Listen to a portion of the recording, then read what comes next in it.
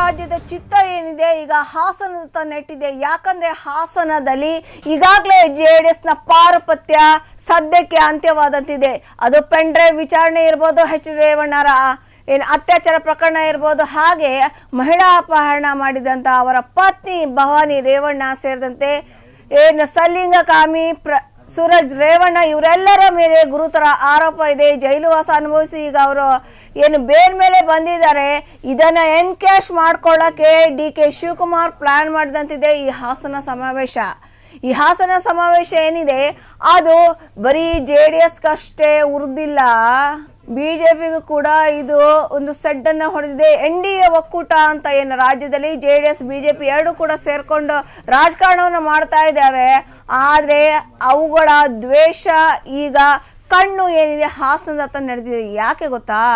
ಚನ್ನಪಟ್ಟಣದಲ್ಲಿ H. D Kumaraswamy ಮಗ ನಿಖಿಲ್ ಕುಮಾರಸ್ವಾಮಿನ ಸ್ಪರ್ಧಿಸಿದ್ರು ಕೂಡ ಉಪಚುನಾವಣೆಯಲ್ಲಿ ಗೆದ್ದಿಲ್ಲ. ಚನ್ನಪಟ್ಟಣದ ಉಪಚುನಾವಣೆ ಗೆಲುವು ಏನಿದೆ ಅದು DK ಶಿವಕುಮಾರ್ ಜಮೀರ್ ಗೆಲುವು ಕೂಡ. ಯಾಕಂದ್ರೆ ಒಕ್ಕಲಿಗರ ಪಾರುಪತ್ಯಕ್ಕೆ ಈಗ ನೇರವಾಗಿ ಲಗ್ಗೆ ಇಟ್ಟಿದ್ದಾರೆ DK ಶಿವಕುಮಾರ್. JDS ನ ರಾಜಕಾರಣ ಶುರುವಾಗಿದೆ ಹಾಸನ ರಾಜಕಾರಣದಿಂದ. ದೊಡ್ಡ ಗೌಡರ ರಾಜಕಾರಣ.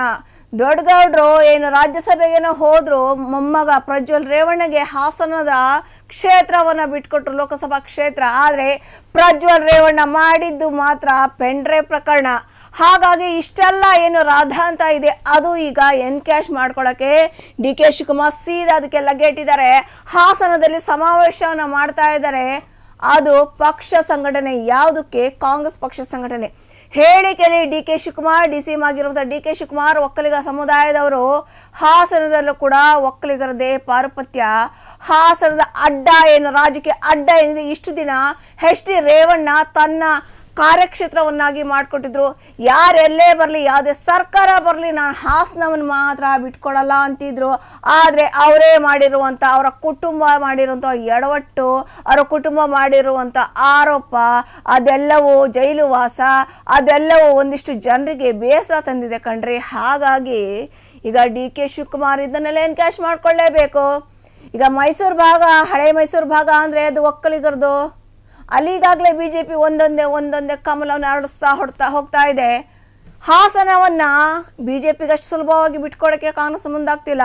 ಉಪಚುನಾವಣೆ ಗೆಲುವು, ಚನ್ನಪಟ್ಟಣದ ಗೆಲುವನ್ನ ಮೀರಿಸಿ ಈಗ ಕಾಂಗ್ರೆಸ್ ಸೀದಾ ಹಾಸನದತ್ತ ಲಗ್ಗೆ ಇಟ್ಟಿದೆ. ಅದರ ನೇತೃತ್ವ ವಹಿಸ್ಕೊಂಡಿದ್ದು ಬೇರೆ ಯಾರು ಅಲ್ಲ, DK ಶಿವಕುಮಾರ್. ಹಾಗಾಗಿ ಅವರು ಹೇಳಿದಂತೆ ಇದು ರಾಜಕೀಯ ದ್ವೇಷ ಅಲ್ಲ. ಆದರೆ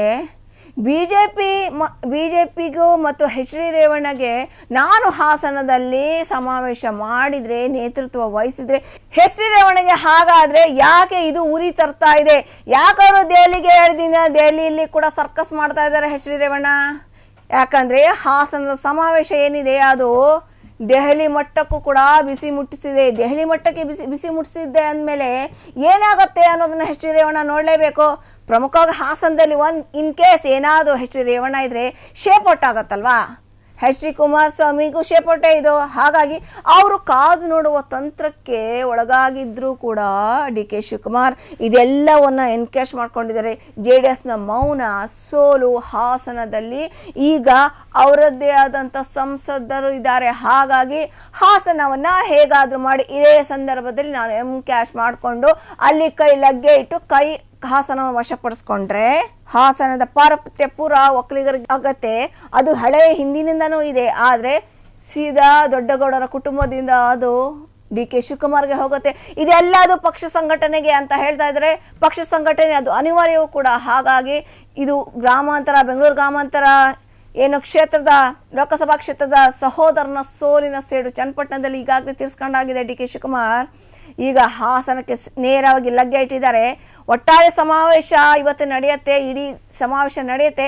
ಸಮಾವೇಶದ ನಂತರ ಎಷ್ಟರ ಮಟ್ಟಿಗೆ ಕೈಗೆ ಪಕ್ಷ ಸಂಘಟನೆ ಆಗತ್ತೆ, ಇದು ಎಷ್ಟರ ಮಟ್ಟಿಗೆ BJPಗೆ, JDSಗೆ ಮತ್ತು H. ಡಿ ರೇವಣ್ಣ ದೊಡ್ಡಗೌಡ ಕುಟುಂಬಕ್ಕೆ, H. ಡಿ ದೇವೇಗೌಡರ ಕುಟುಂಬಕ್ಕೆ ಎಷ್ಟರ ಮಟ್ಟಿಗೆ ಬಿಸಿ ತಾಗತ್ತೆ ಅನ್ನೋದೇ ಮುಂದಿನ ಕುತೂಹಲ.